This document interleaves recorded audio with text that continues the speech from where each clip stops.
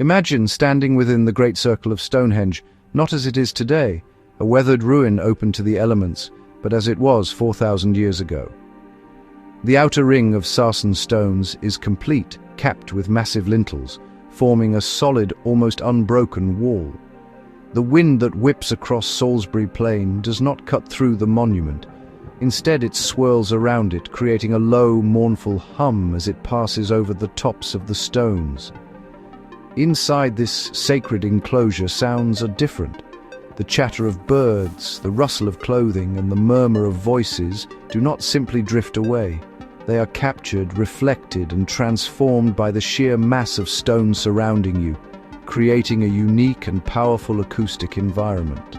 This ancient soundscape would have been deeply immersive, separating those inside the circle from the world outside. Every footstep, every clap, every spoken word would have bounced back from the towering megaliths, creating a rich tapestry of echoes. It would have felt like being inside a special chamber, one designed not just for sight, but for sound. The experience would be fundamentally different from standing in an open field. The stones themselves would seem to listen and respond, adding their own stony character to every noise.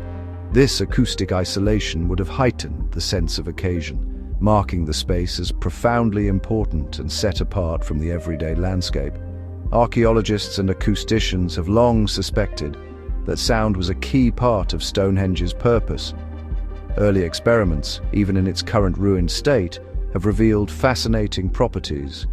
Researchers firing blank pistols and recording the reverberations found that the stones create a short, sharp echo pattern, unlike the long, rolling echoes you might find in a cathedral. This suggests the space was acoustically dry, meaning spoken words or chants would remain clear and intelligible even as they bounced around the circle. The monument was not just a visual spectacle, it was an arena for auditory experiences, a place where sound was shaped and controlled. This idea challenges us to think about Stonehenge in a new way. We often focus on its astronomical alignments, its connection to the solstices, and the immense effort of its construction. But what if its primary function was to create a specific feeling through sound? What if the builders were not just engineers and astronomers, but also masters of acoustics, using stone to manipulate sensory perception? The sounds of Stonehenge may have been as important as its appearance, designed to transport visitors to a different state of mind, to make them feel connected to the ceremonies, the community, and the cosmos itself. The monument was an instrument, and the people within it were part of the orchestra. Recent scientific investigations have added a fascinating layer to our understanding of Stonehenge's sonic world. Using sophisticated computer models, researchers have digitally reconstructed the monument to its original, complete form. By simulating how sound waves would interact with this fully enclosed stone circle, they made a startling discovery. The unique arrangement and massive size of the stones could create and amplify very low-frequency sounds, specifically around 10 Hz. This frequency is far below the range of a deep male voice and sits right at the very bottom edge of what humans can consciously hear. It is more of a feeling than a sound. So, what exactly is a 10 Hz frequency? Sound travels in waves, and frequency measures how many waves pass a point per second. We measure it in hertz. A high-pitched whistle might be 2000 Hz, while the lowest note on a piano is about 27 Hz. A sound at 10 Hz is incredibly low, a deep, pulsating thrum that you might not even recognize as a distinct note. This type of sound is often called infrasound. It's the kind of vibration you feel in your chest at a loud concert, or when a large truck rumbles past your house. It bypasses the ears and seems to resonate directly with the body. The human brain operates using its own electrical frequencies, and this is where the 10 Hz discovery becomes truly intriguing. Our brainwaves change depending on our mental state. When we are awake and alert, our brains produce faster beta waves. When we are relaxed or meditating, they slow down to alpha waves, which range from about 8 to 12 Hz. The 10 Hz frequency generated by Stonehenge falls directly within this alpha wave range. This remarkable coincidence suggests that being inside the stone circle could have had a direct physical effect on the brain activity of ancient visitors, nudging their minds towards a more relaxed, meditative, or even trance-like state. This effect on the brain is not just theoretical. It is something people experience today. Certain types of low-frequency sounds are known to cause feelings of unease, awe, or even paranormal sensations. People working in buildings with faulty ventilation systems that produce infrasound have reported feeling a strange presence or a sense of dread. The 10 Hz hum of Stonehenge could have been a powerful tool for ancient priests or ritual leaders. By exposing a group of people to this specific frequency, they could have guided them into a shared mental state, making them more open to suggestion, more connected to the group, and more receptive to the spiritual experience unfolding around them. The acoustic properties of Stonehenge are not an accident. They are a direct result of the materials and the incredible architectural design. The monument was constructed in several phases over hundreds of years, using two distinct types of stone, each with its own story and sonic character. The smaller blue stones, which form the inner horseshoe and circle, were the first to arrive. These stones are a type of igneous rock, and their exact origin was a long-standing mystery. We now know they were quarried in the Preseli Hills in Wales, over 150 miles away, and transported through a monumental feat of ancient engineering. These blue stones are not just visually striking, they possess unusual acoustic qualities. When struck, some of them ring with a clear, metallic or bell-like tone. They are what geologists call lithophones, or ringing rocks. It is possible their sonic properties were one of the reasons they were considered so special and worth the immense effort to transport them such a long distance. Imagine a ritual where these stones were rhythmically struck, filling the enclosure with a chorus of resonant tones. This adds another layer to the soundscape, a deliberate musical element created by the very building blocks of the monument itself. The second type of stone, and the most iconic, are the colossal sarsens. These are a type of hardened sandstone found much closer, on the Marlborough Downs, about 20 miles from the site. These stones form the massive outer circle and the central trilithons, the famous three-stone structures. Unlike the ringing blue stones, the sarsens are acoustically dense and reflective. Their sheer size and flat, worked surfaces would have acted like giant acoustic panels. They are the reason sound would have been trapped inside the monument, bouncing back and forth, to create the powerful reverberations and the focused 10 Hz frequency. The combination of these two stone types seems almost deliberate. The precise arrangement of these stones is what truly turns the structure into a sound-shaping machine. The complete outer circle, with its tightly spaced uprights and capping lintels, would have formed a formidable acoustic barrier. This wall would have effectively contained sound energy, allowing it to build up inside.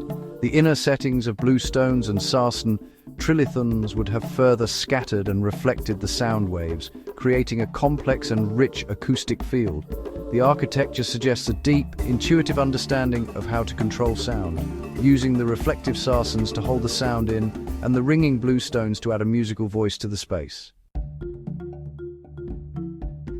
The stones of Stonehenge may have been capable of creating a specific acoustic effect on their own, but this effect would have been dramatically amplified by the presence of people. The monument was not built to stand empty. It was a stage for human activity, for rituals, ceremonies, and gatherings.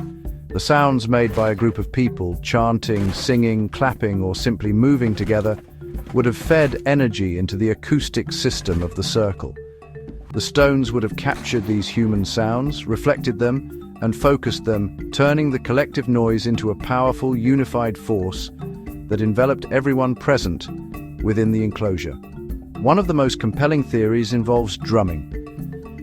The repetitive, rhythmic beat of drums is a common feature in rituals across the world, used to induce trance states and foster a sense of group cohesion. Inside Stonehenge, drumming would have been especially potent. The low-frequency beats would have been perfectly suited to exciting the natural 10 Hz resonance of the stone circle. As drummers played, the sound waves would bounce between the sarsen stones, reinforcing one another, until the entire space began to thrum with a deep, pulsating vibration. This would not just be heard, but felt physically, a shared heartbeat for the entire community. Even the weather could have played a role in this ancient orchestra. As wind flowed over the top of the completed lintel circle, it would have created a phenomenon known as an aeolian harp effect. This is when wind passing over an object produces a musical tone. At Stonehenge, the sheer scale of the structure means this tone would have been a very low, organ-like hum, likely in the same infrasound range as the monument's natural resonance. On a windy day, the monument itself would sing, providing a constant, deep drone that would have formed the foundation for any ritual music or chanting. A voice from the heavens joining the ceremony. All these elements, the crowd, the drums, the wind, would combine to strengthen the sonic illusion. The 10 Hz frequency would become more intense, the effect on the brain more pronounced. For an ancient person standing inside, the experience would be overwhelming. The boundary between their own body and the vibrating stones would begin to blur. The rhythmic drumming would synchronize their heartbeat with the group, while the low-frequency hum would guide their brainwaves towards a meditative state. It was a technology of trance, a way of using sound to create a profound and collective spiritual experience for everyone who entered the sacred circle. The ultimate question remains, did the builders of Stonehenge intentionally design it to have these extraordinary acoustic effects? Given the immense planning, effort, and generational commitment required to build the monument, it seems unlikely that its primary acoustic properties were a mere accident. The choice of ringing bluestones from Wales, the careful shaping of the reflective sarsens, and the precise circular arrangement all point towards a purpose that went beyond simple visual grandeur. The builders may not have understood the physics of hertz and alpha waves, but they would have known through experience what felt right, what spaces created a sense of awe, and how to build a structure that felt alive. These sonic illusions could have served a powerful social and spiritual purpose.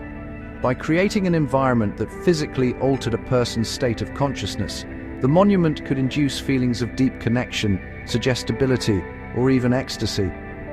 For a community coming together for a solstice festival, this shared sensory experience would have been incredibly unifying. It would reinforce social bonds and a collective identity, making everyone feel part of something much larger than themselves. The strange feelings, the vibrating chest, the sense of a presence, the altered perception, would be interpreted as the voice of the gods or the spirits of the ancestors, confirming the sanctity of the place. We can find modern parallels for these experiences. People report feeling strange sensations in certain old churches, castles, or even modern buildings, which have later been traced to low-frequency vibrations from large pipe organs, wind, or machinery. These ghostly feelings are not supernatural, but are a physical response to infrasound. The builders of Stonehenge may have been the first masters of this effect, creating a haunted space not by accident but with deliberate intent. It was a form of psychological architecture, using stone and sound to engineer a spiritual encounter and solidify the power of the ritual leaders who presided over it. As we stand back and look at the enduring mystery of Stonehenge, the acoustic theory offers a compelling and deeply human explanation. It suggests the monument was not just an astronomical calendar or a temple for the sun, but a giant musical instrument designed to be played by people, by the wind, and by the very landscape itself. It was built to create an experience, to transform the consciousness of those who entered its embrace. Perhaps the greatest secret of Stonehenge is not written in the stars, but was carried on the wind and whispered by the stones, Have you ever been to an ancient place and felt a strange energy, a unique silence, or an echo of the past in its very sound?